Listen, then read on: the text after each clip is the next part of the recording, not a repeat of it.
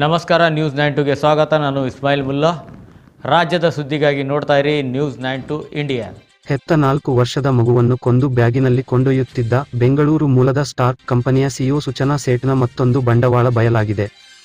ಗೋವಾದಿಂದ ಬೆಂಗಳೂರಿಗೆ ವಿಮಾನ ಪ್ರಯಾಣ ದರ ಕಡಿಮೆಯಿದ್ದರೂ ವಿಮಾನ ದರಕ್ಕಿಂತ 10 ಪಟ್ಟು ಹೆಚ್ಚು ಹಣ ಕೊಟ್ಟು ಕಾರಿನಲ್ಲಿ ತೆರಳಿದ್ದಳು ಎಂದು ಆರೋಪಿ ಉಳಿದುಕೊಂಡಿದ್ದ ಗೋವಾದ ಸರ್ವೀಸ್ ಅಪಾರ್ಟ್ಮೆಂಟ್ನ ಮ್ಯಾನೇಜರ್ ತಿಳಿಸಿದ್ದಾರೆ.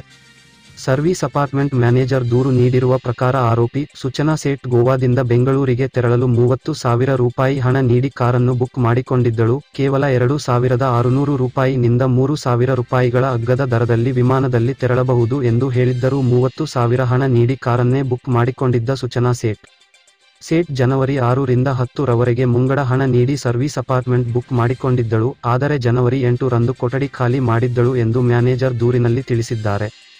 ಕೊಲೆ ಆರೋಪಿ ಮೈಂಡ್ಫುಲ್ ಐ ಲ್ಯಾಬ್ನ ಸಿಇಒ ಸೂಚನಾ ಸೇಠ್ರನ್ನು ಚಿತ್ರದುರ್ಗ ಪೊಲೀಸರು ಬಂಧಿಸಿದ್ದು, ಸದ್ಯ ಗೋವಾ ಪೊಲೀಸರ ವಶದಲ್ಲಿದ್ದಾರೆ. ಲಿಂಕ್ಡ್ಇನ್ ಪ್ರೊಫೈಲ್ ಪ್ರಕಾರ ಈಕೆ ಕೃತಕ ಬುದ್ಧಿಮತ್ತೆ ನೀತಿಶಾಸ್ತ್ರ ತಜ್ಞೆ.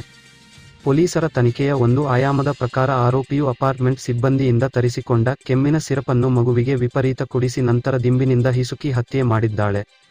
ಕೊಠಡಿಯನ್ನು ಸ್ವಚ್ಛಗೊಳಿಸುವ ಸಂದರ್ಭದಲ್ಲಿ ರಕ್ತದ ಕಲೆಯನ್ನು ಗಮನಿಸಿದ ಹೋಟೆಲ್ ಸಿಬ್ಬಂದಿ ಪೊಲೀಸರಿಗೆ ದೂರು ನೀಡಿದ್ದಾರೆ. ಬುಕ್ ಮಾಡಿಕೊಂಡಿದ್ದ ಕಾರಿನ ಚಾಲಕನ ಸಹಾಯದಿಂದ ಹಂತಕಿಯನ್ನು ಸೆರೆ ಹಿಡಿಯಲಾಗಿದೆ. ಸೂಚನಾ ಸೇಠ್ ಗೋವಾದಿಂದ ಪರಾರಿಯಾಗುತ್ತಿದ್ದಾಗ ಅಪಘಾತದಿಂದಾಗಿ ಆಕೆ ಪ್ರಯಾಣಿಸುತ್ತಿದ್ದ ಕಾರು 4 ಗಂಟೆಗಳ ಕಾಲ ಚೋರ್ಲಾ ಘಾಟ್ನಲ್ಲಿ ಸಿಲುಕಿಕೊಂಡಿತು. ಈ ಘಟನೆ ಪೊಲೀಸರಿಗೆ ಆಕೆಯನ್ನು ಬಂಧಿಸಲು ವರದಾನವಾಗಿದೆ. ಆಕೆ ಬೆಂಗಳೂರು ತಲುಪಿದ್ದರೆ ಮಗುವಿನ ಶವ ಸಿಗುವುದು ಕಷ್ಟವಾಗುತ್ತಿತ್ತು.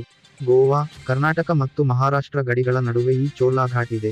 ಇದು ಗೋವಾ ರಾಜಧಾನಿ ಪಣಜಿಯ ಈಶಾನ್ಯದಲ್ಲಿದೆ ಮತ್ತು ಕರ್ನಾಟಕದ ಬೆಳಗಾವಿಯಿಂದ ಸುಮಾರು 55 ಕಿಲೋಮೀಟರ್ ದೂರದಲ್ಲಿದೆ.